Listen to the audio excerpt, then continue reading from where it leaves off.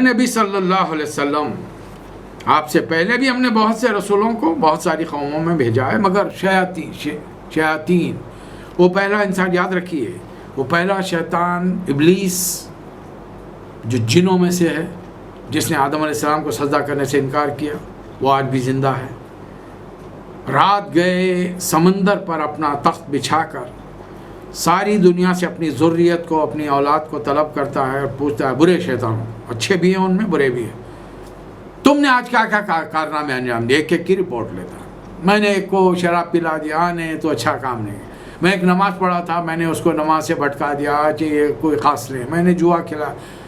ایک کہتا ہے سب ایک کونے میں کھڑا ہے، کیا کیا بھائی تو نے بتایا؟ میں نے میاں بیوی میں جھگڑا کرا دیا۔ اب اس کو بازو بلا کر شاباشی دیتا ہے، اس لیے کہ ایک گھر کے ٹوٹنے سے دو خاندانوں میں بڑی نفرت، عداوت اور ایک بڑا لمبا جدال کا سلسلہ شروع ہو جاتا ہے، وہ ہے۔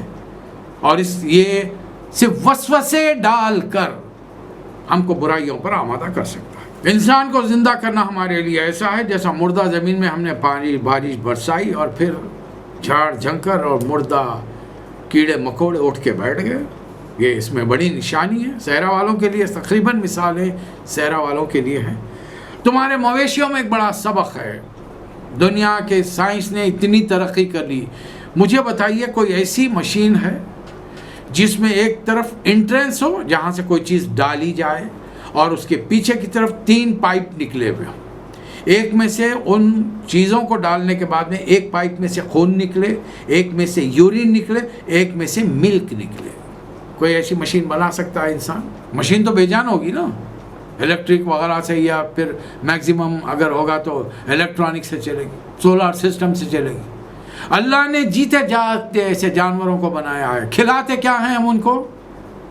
گھاس پھوس پتے، یہی چیزیں نا، اپنا کھایا ہوا بچا ہوا کھانا ڈال دیتے، دیٹس آل۔ وہی کھانا جو ہم کھا رہے ہیں، ہمارے جسم سے 3 چیزیں نہیں نکل رہی ہیں، ان کے پاس گوبر بھی نکل رہا ہے، یورین اور سٹول، پیشاب بھی نکل رہا ہے، دودھ بھی نکل رہا ہے ان جانوروں کے جسم سے، بکریاں ہیں، گائے ہیں، بھینسیں ہیں، اونٹنیاں ہیں، گھوڑیاں ہیں، اپنے بچوں کو دودھ پلائے، کیا کر رہے ہیں؟ غذا کیا دی جا رہی ہے اور جسم سے کیا کیا چیزیں پروسیس ہو کے کیا نکل رہی ہیں؟ اللہ فرما رہا ہے اس میں نشان، نسقیکم مما فی بطونہم من بین فرث و دم لبن خالصا سائغا للشاربین۔ ان مویشیوں میں ایک سبق موجود ہے، ان کے پیٹ سے گوبر اور خون کے درمیان ہم تمہیں ایک چیز پلاتے ہیں، خالص دودھ، پینے والوں کے لیے نہایت خوشگوار ہے۔ اس کو ہائیجین بھی کرنے کی ضرورت ہے۔ پیدا ہونے والے بچے کو آسانی کے ساتھ، کسی ماں کو دودھ نہیں آتا تو پلا دیجئے، آسانی سے پی لے گا، ہاضم ہو جائے گا اس کو، نو ایشوز، نو پرابلم۔ پھر بے شمار درخت، کھجوروں کی، انگوروں کی بیلیں، ہم نے تو یہ بنائی کہ اسے سادہ سیدھا کھاؤ، مگر تم اس کو نشاور بنا لیتے ہو۔ پھر تمہارے رب نے شہد کی مکھی پر وحی کی، وَأَوْحَى رَبُّكَ إِلَى النَّحْلِ، وحی کی بے شمار قسمیں ہیں۔ اب اس وحی کے معنی لیں گے پروگرامنگ۔ اللہ نے جو جانور مختلف بنائے ہیں ان کے اندر پروگرامنگ کر دی ہے، انہیں کیا کھانا ہے، کیا چیز سے خطرہ محسوس کرنا ہے، کب مرنا ہے، کب جینا ہے، اور دوسری چیز کھائیں گے۔ جیسے عام انسانوں کے اندر بچہ پیدا ہوا، اب اس بچے کو ماں کا دودھ پینا کس نے سکھایا؟ چڑیا کا بچہ پیدا ہوا، اڑنا کس نے سکھایا؟ مچھلی کا بچہ پیدا ہوا، تیرنا کس نے سکھایا؟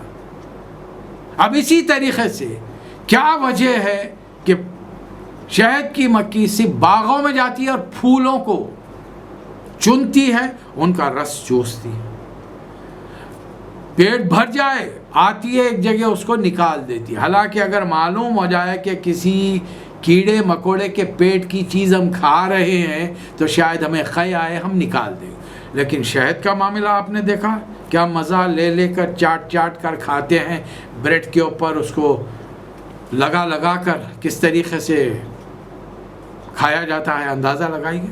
ایک مرحلے میں نبی صلی اللہ علیہ وسلم نے شہد کھانے سے منع کر دیا کہ نہیں کھاؤں گا، اللہ نے فوری ٹوک دیا، اے نبی صلی اللہ علیہ وسلم نہیں، شہد ایک ایسی چیز ہے جس مسلمان ایمان انسانوں کے لیے ہم نے اس میں شفا رکھی ہے، بے شمار مرض کا اس میں علاج ہے۔ نہ صرف علاج ہے کہ یونانی دواؤں کو لمبے عرصے تک محفوظ کرنا، پریزرو کرنے کا یہ بہترین پریزرویٹیو ہے. جبکہ میڈیسن کی تمام دوائیں پریزرو کی جاتی ہیں الکوہل کے ذریعے، اور یونانی دوائیں پریزرو کی جاتی ہیں، محفوظ کی جاتی ہیں لمبے عرصے کے لیے شہد کے ذریعے. فرق ہے. گھر میں جب کبھی میٹھا بنائے نا، اس میں تھوڑا سا شہد ڈال دیجئے، بوجھ نہیں آئے گا، خراب نہیں ہوگا انشاءاللہ. اس لیے اللہ فرما رہا ہے اس کے معاملے بھی مختلف. شراب مختلف الوانہ، شہد کی بھی بے شمار قسمیں ہیں، بے شمار اس کے اثرات ہیں، اس کے فائدے ہیں. لیکن اللہ کیا فرما، فیہ شفاء للناس، صرف مسلمانوں کے لیے نہیں ہے، قرآن پڑھنے والوں کے لیے نہیں ہے، ساری دنیا کے انسانوں کے لیے، ساری دنیا کے انسانوں کے لیے. اس میں ایک بڑی نشانی ہے ان لوگوں کے لیے جو عقل سے کام لیتے ہیں. تو اللہ تعالیٰ فرما رہا ہے اللہ کے پاس غیب کا علم ہے. وَلِلَّهِ غَيْبُ السَّمَاوَاتِ وَالْأَرْضِ، غیب کا علم صرف اللہ کے پاس ہے. اور جس چیز کا تم جس کے بارے میں جلدی کر رہے ہو وہ تو پلک جھپکنے کی دیر میں قیامت آ جائے گی، اس سے بھی کم ہو سکتا ہے. اللہ تمہیں تمہاری ماؤں کے پیٹ سے نکالتا ہے جبکہ تم کچھ نہیں جانتے تھے، اور 3 صلاحیتیں دی ہے، کان، آنکھ، دل. ان 3 صلاحیتوں کے بارے میں تم سے پوچھا جائے گا.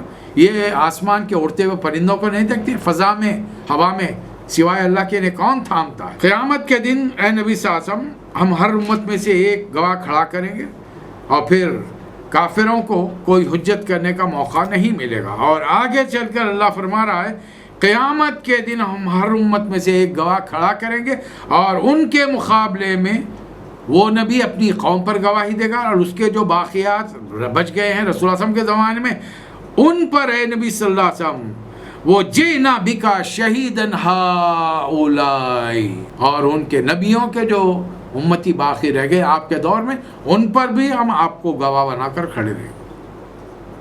اب رسول اللہ صلی اللہ علیہ وسلم تو ہے نہیں ہمارے زمانے میں، ہم سب کانٹیننٹ میں رہتے ہیں. سب کانٹیننٹ میں کتنے عقیدوں کے ماننے والے ہیں، سکھ ہیں، پارسی ہیں، ہندو ہیں، جینی ہیں، بدھسٹ ہیں، کتنے لوگ ہیں. اور قریب میں چائنا کے لوگ ہیں جو خدا ہی کو نہیں مانتے. پیغام کون پہنچائے گا؟ رسول اللہ صلی اللہ علیہ وسلم تو ہے نہیں، صحابہ چلے گئے، تابعین چلے گئے، طبع تابعین چلے گئے. آج تو ہمارا دور ہے، ہم زندہ ہیں. اور اگر قیامت کے دن نبی کریم صلی اللہ علیہ وسلم پلٹ کر پوچھ لیں تمہارے دور میں یہ غیر مسلم تھے اور اللہ نے ذمہ داری مجھے دی، میں نے صحابہ کو، انہوں نے اپنے بعد والوں کو، تم تک بات آئی، تم نے کیا کیا؟ We have any answer? ہے تو بتا دیجئے. یہ جو میں آپ کو درس دے کے پریشان کرتا ہوں نا، بند کر دوں گا میں، اس لیے کہ آدھی سے زیادہ زندگی ہم نے بھی جہالت میں گزاری ہے. ہمیں احساس ہی نہیں تھا. قرآن کو ترجمے سے جب تک نہیں پڑھے اپنے آپ کو دنیا کا قابل، M A Osmania university, master of arts Osmania university, بڑے قابل سمجھتے تھے. قرآن کو پہلی مرتبہ ترجمے سے پڑھا تو پتہ چلا کہ اب تک تو زندگی جہالت میں گزری ہے. اور ذمہ داری کا کام کیا ہے؟ ذمہ داری کا کام یہ ہے کہ اللہ کا پیغام اللہ کے بندوں تک پہنچایا جائے. ابھی تو ہم اپنے بگڑے ہوئے مسلمان بھائیوں تک اپنی اصلاح کے لیے میں کام کر رہا ہوں.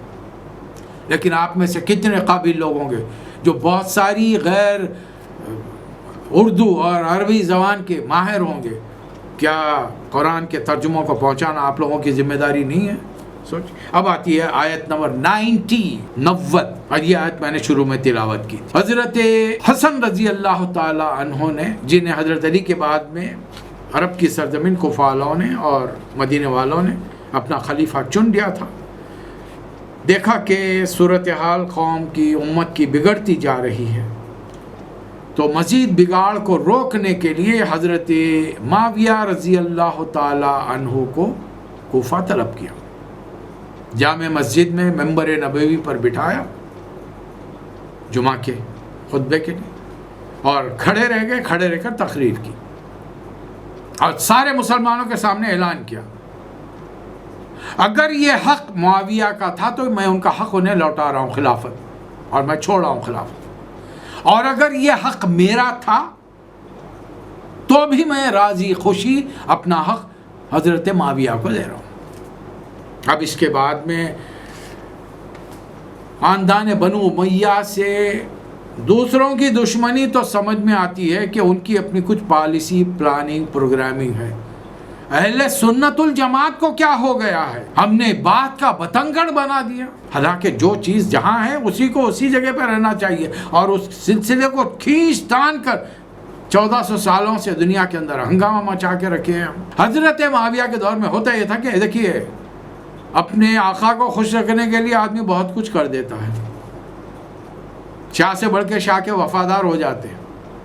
تو ان کے تمام گورنرز، ایون مدینہ کا گورنر مسجد نبوی میں رسول اللہ صلی اللہ علیہ وسلم کے ممبر پر کھڑے رہ کر حضرت علی کو، حضرت حسن، حضرت حسین کو بد کلامی کے ساتھ بات کرتا تھا، بدتمیزی سے پیش آتا تھا۔ اب اللہ کی کرنی ایسی ہوئی کہ بنو امیہ میں ایک موقع اللہ تعالیٰ نے حضرت عبدالعزیز، عمر بن عبدالعزیز کو دیا رحمت اللہ علیہ۔ یہ انہوں نے پھر ثابت کیا کہ خلیفہ کیسا ہوتا ہے، حالانکہ ان سے پہلے جتنے گزرے ہیں وہ پورے اپنے شاہی کرفر ٹھاٹ باٹ کے ساتھ رہے۔ انہوں نے ثابت کیا، اور پہلا حکم جو دیا، آئندہ سے جمعہ کے خطبے میں یہ آیت پڑھی جائے گی، ان اللہ یامر بالعدل والاحسان وایتاء ذی القربى وینہی عن الفحشاء والمنکر والبغی یعظکم لعلکم تذکرون۔ اللہ عدل، احسان، صلہ رحمی کا حکم دیتا ہے، بدی، بے حیائی، ظلم و زیادتی سے منع کرتا ہے، وہ تمہیں نصیحت کرتا ہے شاید کہ تم سبق حاصل کرو۔ یہ ہے، اور ہم پھر اللہ تاکید کرا، وَأَوْفُوا بِعَهْدِ اللَّهِ، اللہ سے کیے ہوئے وعدے کو پورا کرو۔ میں پھر یاد دلاؤں، ہم ہر نماز میں، ہر رکعت میں ایاک نعبد و ایاک نستعین، تیری بندگی کرتے ہیں اور اس کی بندگی نہیں کر رہے۔ بہت بڑی بات ہے۔ پھر اللہ ایک حکم دے رہا ہے، وَلَا تَتَّخِذُوا أَيْمَانَكُمْ دَخْلًا بَيْنَكُمْ، اے مسلمانوں اپنی قسموں کو آپس میں ایک دوسرے کو دھوکہ دینے کا ذریعہ نہ بناؤ، کہیں ایسا نہ ہو کہ دنیا میں قدم جمنے کے بعد قدم اکھڑ جائیں، جیسے کہ غلط بیانی، غلط قسم کی گواہیاں، جھوٹی گواہیاں اللہ تعالیٰ کو سخت ناپسند ہے۔ ایک حکم دیا گیا ہے آیت نمبر 98 میں، فَإِذَا قَرَأْتَ الْقُرْآنَ فَاسْتَعِذْ بِاللَّهِ مِنَ الشَّيْطَانِ الرَّجِيمِ، جب کبھی تم قرآن پڑھو تو تعوذ کر لیا کرو، اس لیے جب کبھی قرآن کی تلاوت کے لیے بیٹھیں، اعوذ باللہ من الشیطان الرجیم، بسم اللہ الرحمن الرحیم، یہ پڑھا جائے گا پورے قرآن مجید کے 113 سوروں کے لیے۔ البتہ جب سورۃ التوبہ پڑھی جائے گی تو صرف اعوذ باللہ من الشیطان الرجیم اور ڈائریکٹلی سورہ شروع کیا جائے گا براۃ من اللہ ورسولہ۔ پھر اللہ فرما رہا ہے کہ ہم بسا اوقات ایک آیت نازل کرتے ہیں، پھر اس کے بعد میں اس کی بہتر آیت نازل کرتے ہیں، تو لوگ کہتے ہیں کہ نہیں یہ تو قرآن آپ گھڑ لے کے پیش کریں۔ اصلی بات یہ ہے کہ یہ حقیقت سے ناواقف ہے۔ ہم جب کوئی چیز کو، آیت کو منسوخ کرتے ہیں تو اس سے بہترین آیت اس کی جگہ پر لاتے ہیں۔ بہرحال یہ اللہ کی مرضی ہے، اللہ سے کوئی سوال نہیں کر سکتا، اللہ ہر کسی سے سوال کر سکتا ہے، اس لیے کہ وہ شخص، وہ ہستی، وہ خالق کائنات ہے اور ہم مخلوق ہیں، مخلوق خالق سے سوال نہیں کرتے۔ اے نبی صلی اللہ علیہ وسلم، ہمیں معلوم ہے کہ یہ لوگ آپ کے بارے میں کہیں کہ نبی صلی اللہ علیہ وسلم کو، یعنی ایک شخص ہے جو سکھا پڑھا کر جاتا ہے، حالانکہ جس کی طرف یہ اشارہ کر رہے ہیں آجمیون، وہ تو اجمی ہے جس کی مادری زبانی عربی نہیں ہے، جبکہ یہ قرآن وَهَذَا لِسَانٌ عَرَبِيٌّ مُبِينٌ، یہ عربی کی صاف، فصیح و بلیغ عربی یہ ہے۔ پھر سوال یہ ہے کہ رسول اللہ صلی اللہ علیہ وسلم کو اگر اس نے قرآن سکھایا تو بھائی تم مکے والے ہو، ایک جگہ اکٹھا رہو، پکڑ لو اس کو آن دا اسپاٹ، ریڈ ہینڈڈ، اور اسے قبول والو کہ بھئی وہ اعتراف کر دیں کہ میں ان کو لکھ کے دے رہا ہوں۔ اگر تمہاری بستی ہے نا، محمد صلی اللہ علیہ وسلم کے اچانک روز باہر نہیں چلے آتے، اچانک صبح میں آ کے تم کو تبلیغ تو نہیں کرتے، وہیں حضرت خدیجہ کے گھر میں رہتے ہیں جو تمہاری بستی کے اندر، ان کے بازو ان کے چچا کا گھر ہے ابو لہب کا۔ اگر کوئی باہر والا آ رہا ہے تو تمہاری نظروں سے چھپ کر وہ جا کر تعلیم حاصل کہاں سے کر رہے ہیں؟ لیکن ہٹ دھرمی کی بات کوئی کچھ نہیں کر سکتا۔ ایک مسئلہ اس کا حل دیا گیا، حضرت عمار، یہ حضرت یاسر اور حضرت سمیہ کے بیٹے رضی اللہ تعالیٰ عنہما، ان کو ایک بار مکے والوں میں سرداروں نے پکڑ لیا، خوب مارا، اتنا مارا کہ حضرت ہوش باختہ ہو گیا، اور انہوں نے کہا کہ اب یہ مار ہم اس وقت کم کریں گے، چھوڑیں گے تمہیں جب تم محمد صلی اللہ علیہ وسلم کو برا بھلا کہو۔ دیکھیے ہر جسم مار کی تاب نہیں لا سکتا، سختیاں برداشت نہیں کرتا۔ آخر کار انہوں نے وہ تمام باتیں جو مشرکین مکہ نے کہیں رسول اللہ صلی اللہ علیہ وسلم کے خلاف کہہ دی، انہوں نے چھوڑ دیا۔ وہ سیدھا روتے ہوئے رسول اللہ علیہ وسلم کی خدمت میں حاضر ہوئے اور عرض کیا کہ اللہ کے رسول، میرے ساتھ یہ معاملہ ہوا، ان لوگوں نے پکڑ لیا اور خوب مارا مجھے، اتنا کہ میری برداشت کے باہر ہو گیا۔ جب انہوں نے کہا یہ کہو تو ہم چھوڑ دیں گے، تو میں یہ تمام باتیں کہیں کہ کون کس کے درمیان گفتگو ہو رہی، مکالمہ نبی کے اور امتی کے درمیان۔ امتی بھی کوئی بڑے کیلیبر کے نہیں، حضرت صدیق کے برابر ہائی لیول کے نہیں ہے، کون ہے؟ حضرت سمیہ کے بیٹے ہیں، حضرت یاسر کے بیٹے ہیں، جو کسی کی کفالت میں رہتے تھے، کوئی بڑے اعلیٰ خاندان کے نہیں ہیں، لیکن ایمان لائے ہیں، سابقون الاولون۔ تو اگر فرض کیجئے کوئی شخص آپ نے ملازمت دلائی، کچھ اچھا کام کیا، کچھ سلوک کر دیا، بیٹی کی شادی میں پیسے دیے، بچے کو کالج میں داخلہ دیا، نوکری دلا دی، اگر وہ آپ سے کہے کہ فلاں صاحب نے مجھے مارا تو میں نے آپ کو گالیاں دی، تو آپ کیا کہیں گے؟ ہمارا جواب تو یہ ہوگا کہ مر جاتے تم، ہم کو برا بھلا نہیں کہتے، ہماری بے عزتی کرے گا۔ رسول اللہ صلی اللہ علیہ وسلم نے کیا پوچھا ان سے؟ جب تم مجھے برا بھلا کہہ رہے تھے کفار مشرکین مکہ کے کہنے پر، تمہارے دل کی کیفیت کیا تھی؟ انہوں نے کہا کہ میرا دل ایمان پر مطمئن تھا۔ رسول اللہ صلی اللہ علیہ وسلم نے کیا فرمایا؟ حیران رہ جائیں گے آپ سن۔ دوبارہ کبھی ایسی سچویشن ایسا موقع پیش آئے تو پھر وہ جو کہہ رہے ہیں کہہ دو تم، کوئی پکڑ نہیں۔ اور اللہ اس کے بارے میں فرما رہا ہے من کفر باللہ من بعد ایمانہ الا من اکرہ وقلبہ مطمئن بالایمان، جو شخص ایمان لانے کے بعد کفر کرے اس لیے کہ اگر اسے مجبور کیا گیا لیکن دل اس کا ایمان پر مطمئن ہے تو کوئی مسئلہ نہیں۔ اور البتہ جو اپنی سہولت کے لیے برا بھلا کہہ رہا ہے تو پھر غضب من اللہ، اللہ کا اس پر غضب نازل ہوگا۔ اللہ تعالیٰ کے حکم سے ہر چیز کھاؤ تم، فَكُلُوا مِمَّا رَزَقَكُمُ اللَّهُ حَلَالًا طَيِّبًا، ہر حلال چیز، پاک چیز کھاؤ، اللہ کی نعمتوں کا شکر ادا کرو۔ حرام چیزیں کیا ہے؟ انما حرم علیکم المیتۃ والدم ولحم الخنزیر وما اہل لغیر اللہ بہ، مردار، خون، سور کا گوشت اور وہ جانور جن پر اللہ کے علاوہ کسی اور کا نام لیا گیا ہو، یہ تمام چیزیں حرام۔ میں اس سے پہلے بھی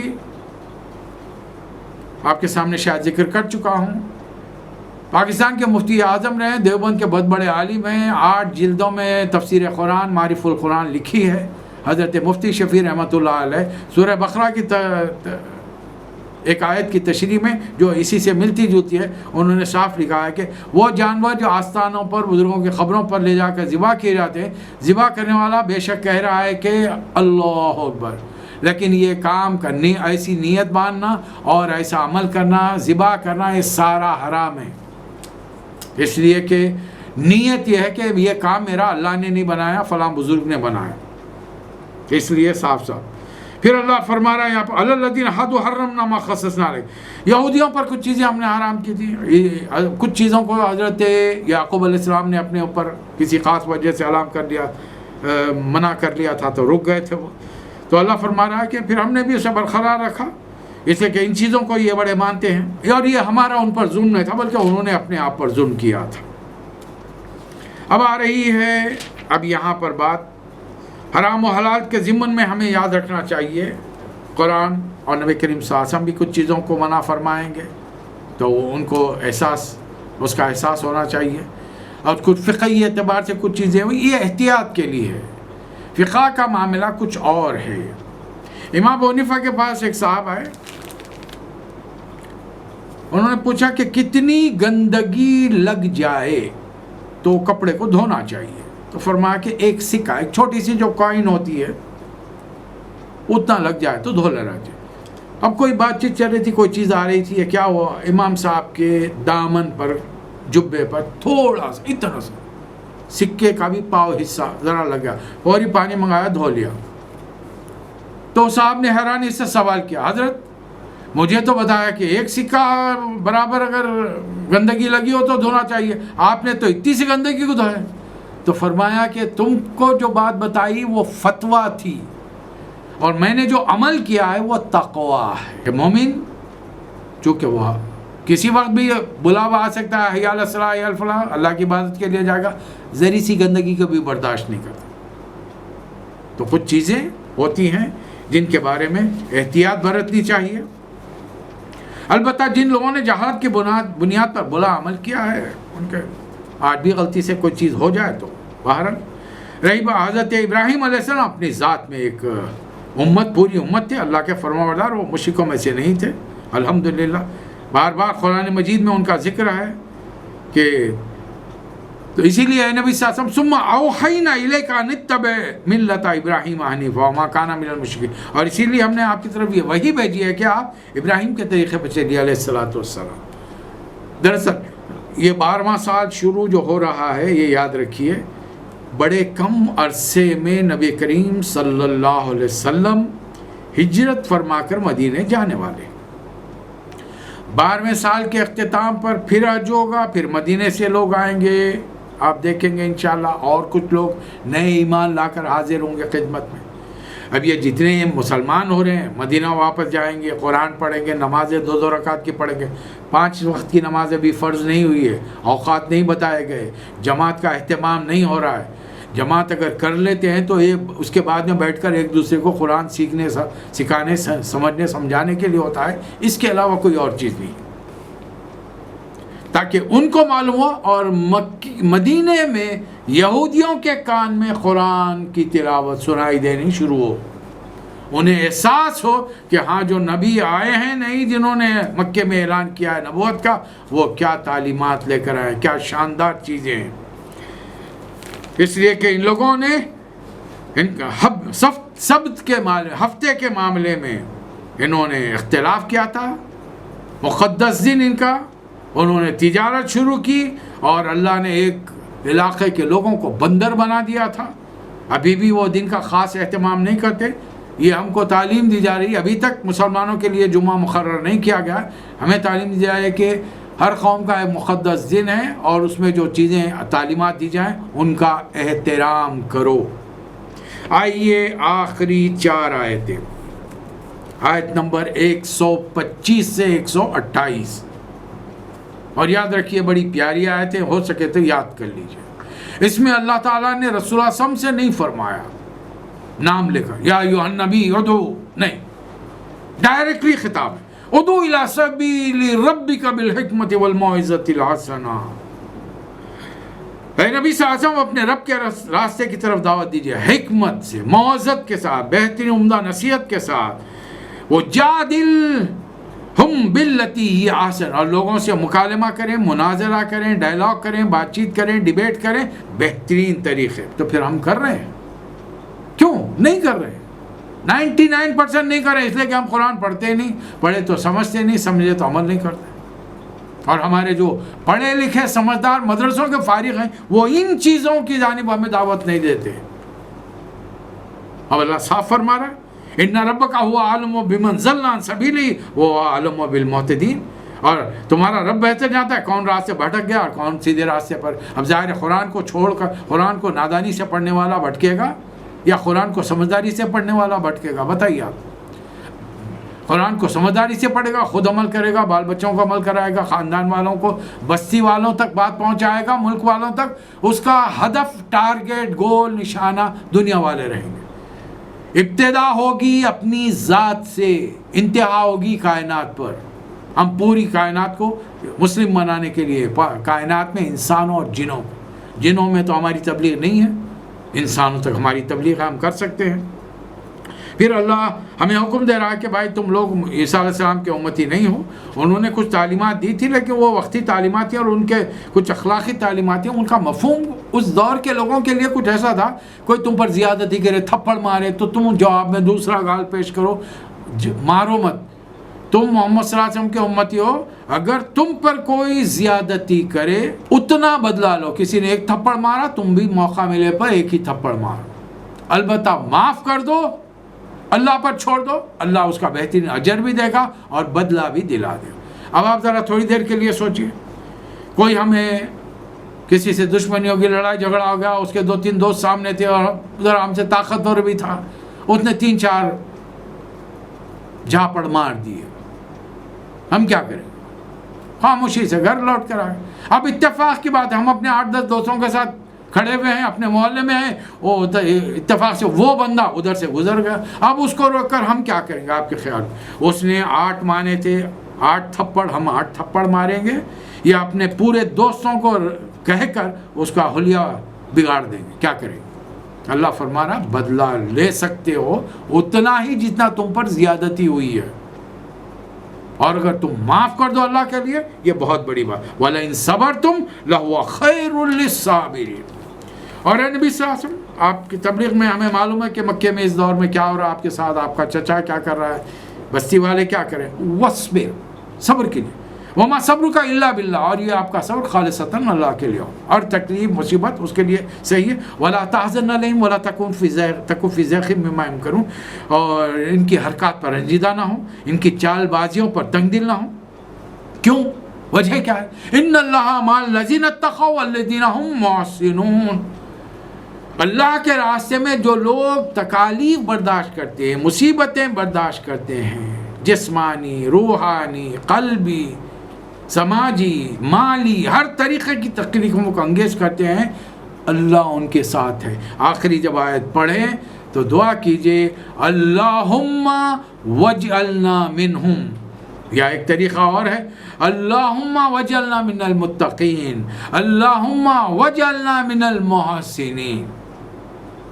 بڑا پیارا رکوع آخری کا، آخری 4 آیتیں بڑی خوبصورت ہیں. اس میں ہمارے لیے بڑا سبق ہے.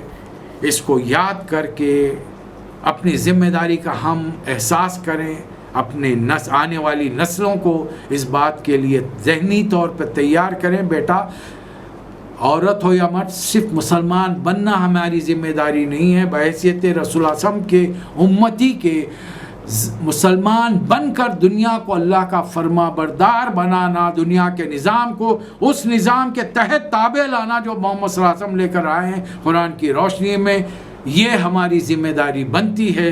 اللہ تعالیٰ مجھے اور آپ کو توفیق عطا فرمائے. وآخر الدعوانا ان الحمد للہ رب العالمین.